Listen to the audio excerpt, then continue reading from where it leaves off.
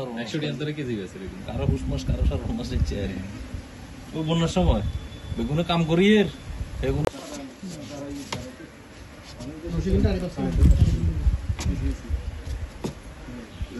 Serious অবস্থা একদম। বৃহত্তর মিরসরাই মৎস্য প্রকল্পের একজন ক্ষুদ্রতম চাষী। তো আমার এই প্রজেক্টটা অবস্থিত মজনাট বাজারের উত্তর পাশে, কমলাসাগর দিঘি নামে সবাই পরিচিত সব জায়গায়। এই প্রজেক্টের আয়তন হচ্ছে 6 একর। তো এই 6 একর প্রজেক্টে আমার গত 5 দিন পর্যন্ত প্রায় 12 থেকে 14 টন মাছ গ্যাস ফল্ট হয়ে মারা গেছে।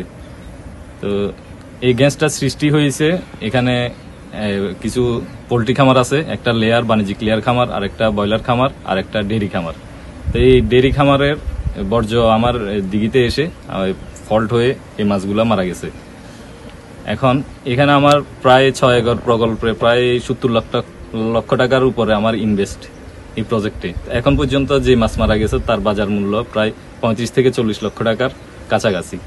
তো অনেকগুলা মাছ মাটির মধ্যে চাপা দিছে, বরাবর তুলতেছে, অনেক মানুষে এলাকার মানুষও নিয়ে গেছে। তো এখন এই প্রজেক্টগুলার এখানে গ্যাস ফল্ট হওয়ার আমি ফাইন্ড আউট প্রথমে করতে পারি নাই।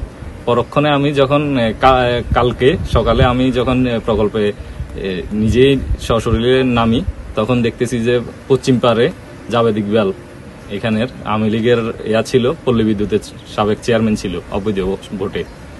তো সে তার ব্রয়লার এবং লেয়ার, তারপর ডেয়ারি খামারের বর্জ্য নিষ্কাশন করে আমার প্রজেক্টের সব মাছ মেরে ফেলছে। এইভাবে করে সে গত 8 বছর পর্যন্ত এই প্রজেক্টটা আমার কাছে 2017 সাল থেকে এই প্রজেক্টটা আমি চাষাবাদ করে আসতেছি। তখন থেকেই তার এই ইয়াগুলা 2017 সাল থেকে নির্যাতনে আমার প্রতি বছরই এই পরিমাণ ক্ষয়ক্ষতি হয়ে আসতেছে। তো এখন আপনারা হয়তো অনেকে বলবেন যে কেন আমি প্রজেক্ট লস খাওয়ার পরেও করতেছি।